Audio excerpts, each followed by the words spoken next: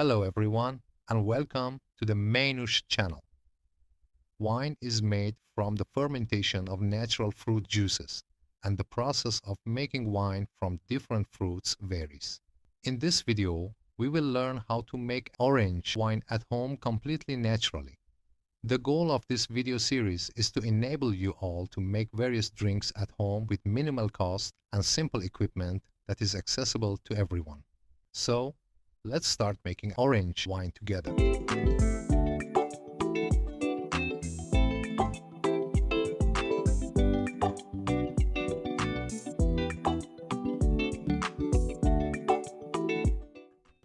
Ingredients and equipment. The quantities used in this video are suitable for producing 8 liters of wine with a final alcohol content between 12% and 14%. You can adjust the amounts and ratios to your liking. 5 to 6 kilograms of sweet and juicy oranges. Just choose sweet, juicy, and fragrant oranges. 4 to 5 liters of water depending on how much juice you extract from the oranges. Some citric acid or lemon juice. Sugar to adjust the sugar content and achieve the desired alcohol level, which can vary depending on the natural sugar content of the juice. Approximately 2 to 3 kilograms. Yeast. We have a separate video on yeast in the channel that you can refer to, but you can also use regular baking yeast. Some of the equipment introduced in this video is optional, but having it will increase the accuracy of the process. If you don't have them, you can continue with the values provided in this instruction and adjust the ratios accordingly. A fermentation container for which a 20-liter bucket is suitable. The bucket should have a lid that prevents air from entering and allows for the installation of an airlock.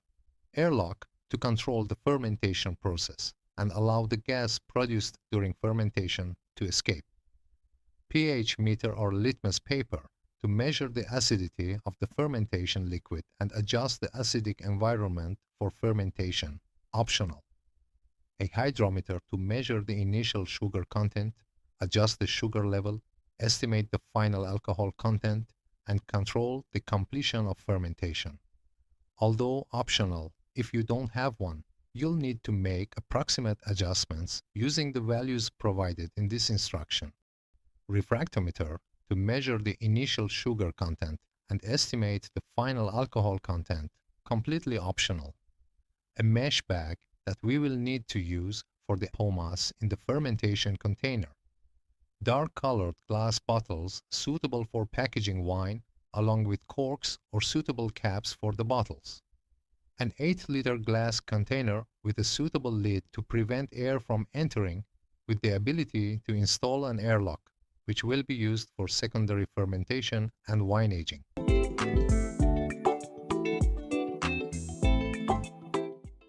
Step 1. Preparing the ingredients, sterilizing equipment, and preparing ingredients. Before starting, we need to sterilize all the equipment we'll be using. We can do this using food-grade metabisulfite powder. You can use approximately 10 to 20 grams per liter of water for this purpose. Soak all the equipment in it for 10 minutes and then rinse it. Alternatively, you can use any other safe disinfectant. However, remember to use food-grade materials and follow the recommended usage. Initially, wash the oranges thoroughly because we will be using the skin in the fermentation process. After that, depending on the tool you'll be using to crush or juice the oranges, cut them into pieces. Ensure that you remove any stains, damage, or rot. After this step, crush or juice and separate the juice from the pomace. Place the pomace in a mesh bag and tie it securely so that it can be used in the fermentation process. As you can see, from 6 kilograms of oranges, we get approximately 3 liters of pure juice, and we'll need to add 5 liters of water to reach a volume of 8 liters.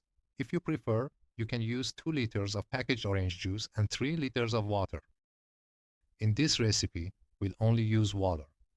Using water is not for adding volume or being cost-effective. It's because we need to add sugar to adjust the final alcohol percentage to the standard or desired level.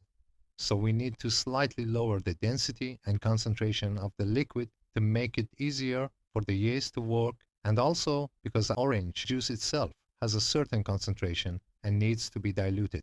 At this stage, we need to perform a sugar test. We can do this using a hydrometer or a refractometer. If you don't have either of these tools, you'll need to adjust the sugar content approximately using the ratios provided in this video. The first step is to determine the desired final alcohol percentage. The usual alcohol percentage for wines varies between 11 to 14%, depending on the type of wine and the winemaker. For this recipe, our target is 14% alcohol, which corresponds to a reading of 1.108 on the hydrometer and 28 on the refractometer. To better understand and convert these numbers, refer to this table that provides simple and approximate formulas for calculations. 1 Brix equals 10 grams of sugar per liter equals 0.5% alcohol in the final fermentation. Approximate Brix number equals the hydrometer reading minus 1 divided by 0.00388. Note that sugar substance refers to pure sugar content, not sugar or honey, which contain impurities. So, approximately 10 grams of sugar substance equals 12 to 15 grams of sugar or honey. Therefore, 28 degrees Brix is equivalent to 280 grams of sugar substance per liter and approximately 14% alcohol in the final fermentation. Now, let's perform the sugar test on the orange juice. The refractometer reading is 12.5 degrees Brix, meaning there are 125 grams of sugar substance per liter. However, we need 280 grams of sugar substance per liter to achieve the desired alcohol percentage. So, 280 minus 125 equals 155 grams of sugar substance per liter need to be added to the orange juice. Based on the approximate ratio of sugar substance to sugar that we explained earlier, this is equivalent to approximately 200 grams of sugar per liter, about 1.3 times. For 3 liters, this amounts to approximately 600 grams. On the other hand, to reach a volume of 8 liters, we plan to add 5 liters of water, which has a sugar content of 0. Therefore, we will need 365 grams of sugar, 280 grams of sugar substance per liter of water, totaling 1,825 grams for 5 liters. So, the total sugar required for both water and apple juice is 1,825 plus 600 equals 2,425 grams. As I mentioned, if you don't have a measuring device, you should use these figures as a baseline and adjust the quantities according to the volume you have. In this table, I've summarized the sugar and alcohol ratios along with the hydrometer and refractometer readings for the minimum and maximum values for your reference.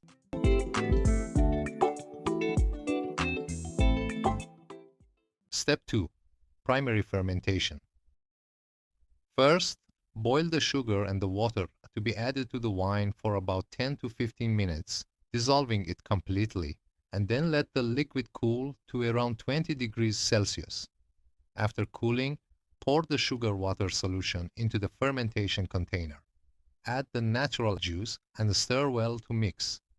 If you have sugar measuring equipment, you can perform another sugar test at this stage to confirm your calculations. Next, it's time to adjust the pH. For alcoholic fermentation, an acidic environment is very suitable, and we can generally consider a pH between 4 and 6 for any type of drink. However, the precise pH for wines is between 3.4 to 3.8. To adjust the pH, you can use a digital pH meter or litmus paper and add a small amount of citric acid or lemon juice. Unfortunately, I can't provide an exact ratio for how much a citric acid changes the pH by how many degrees. So for this volume, add a small amount, such as 5 to 10 grams, and measure again until you reach the desired pH. If you don't have a measuring device, you can either skip this step or add 1 lemon to the water to make it slightly acidic. At this stage, our work is almost done. If you don't have wine yeast suitable for wine, you can use regular baking yeast. To ensure your yeast is suitable, please watch the video on yeast in our channel. We need about 10 to 15 grams of yeast for this task. If you're confident in the yeast's health, sprinkle it on the surface of the liquid or first dissolve it in a small amount of warm water, around 25 degrees Celsius. Let it sit for 10 to 15 minutes and then pour it into the fermentation container after it becomes frothy. Stir the liquid gently, add the skins from the mesh bag to the fermentation container, submerge the pomace under the liquid, stir, and prepare it for fermentation. Close the fermentation container lid, install the airlock, and place it in an environment with a temperature around 15 to 20 degrees Celsius for the yeast to start working. If you've done everything correctly, fermentation should start within a few hours, and you'll see air escaping from the airlock. Primary fermentation takes around 7 to 10 days. During this time, open the fermentation container lid once a day. Very quickly, press the pomace under the liquid and close the lid again. Be quick to minimize the wine's contact with air. After at least 1 week, when the air escaping from the airlock slows down to once every 30 to 60 seconds, you can proceed to the secondary fermentation stage.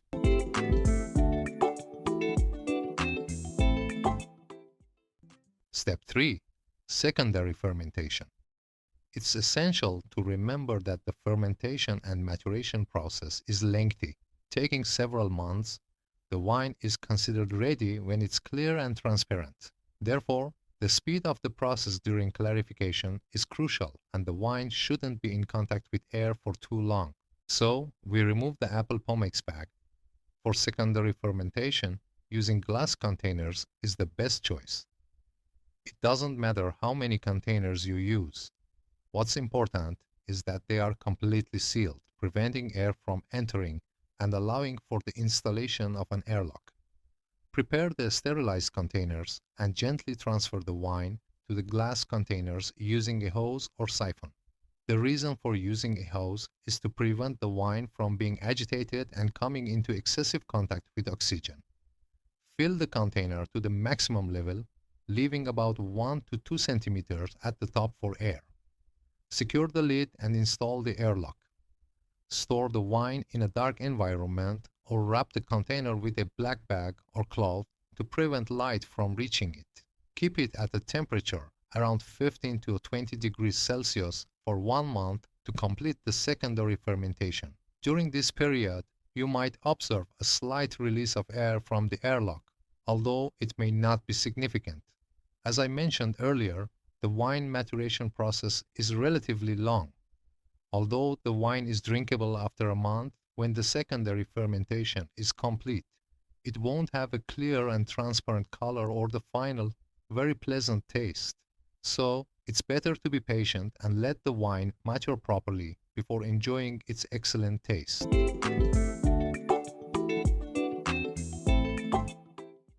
Step 4. Bottling and aging. After a month and the completion of secondary fermentation, we have two options. We can either bottle the wine and store it in bottles for aging, or we can choose to age it properly. To bottle, use a siphon or hose to transfer the wine to a carboy, leaving behind the sediment at the bottom. Then fill the bottles, leaving a small space at the top for the gases that are still being produced. Finally, seal the bottles completely to prevent air from entering. Remember, over time, your wine will become clearer and more refined, but sediment will also accumulate at the bottom of the bottles. So, when serving, don't shake the bottles too much and be mindful of the sediment. If you decide not to rush and make a real wine for yourself, use a siphon or hose to transfer the wine to another glass container, leaving behind the sediment. Seal the container completely, but you won't need an airlock this time. Just keep it sealed and away from air. Remember to fill the container to the maximum level to prevent air from being trapped above the wine. Again, store the containers in a dark place at a temperature around 15 degrees Celsius for the next 2 months. Repeat this process every 2 months for 6 to 8 months, and then you can bottle your clear and delicious wine and enjoy it. Finally, after the wine has aged and matured, you can confidently enjoy the result of your efforts and savor your delicious homemade wine. Cheers to your health. I hope this video has helped you to easily make your favorite drink at home. And once again, I remind you that consuming alcohol in any amount is harmful to your health. Subscribing and liking our channel not only supports us, but also gives you access to a wide range of educational videos on making alcoholic beverages at home, including various types of wine, vodka, whiskey, beer, and brandy, as well as their preparation methods, which are constantly being uploaded to the channel. See you in the next tutorial. Goodbye.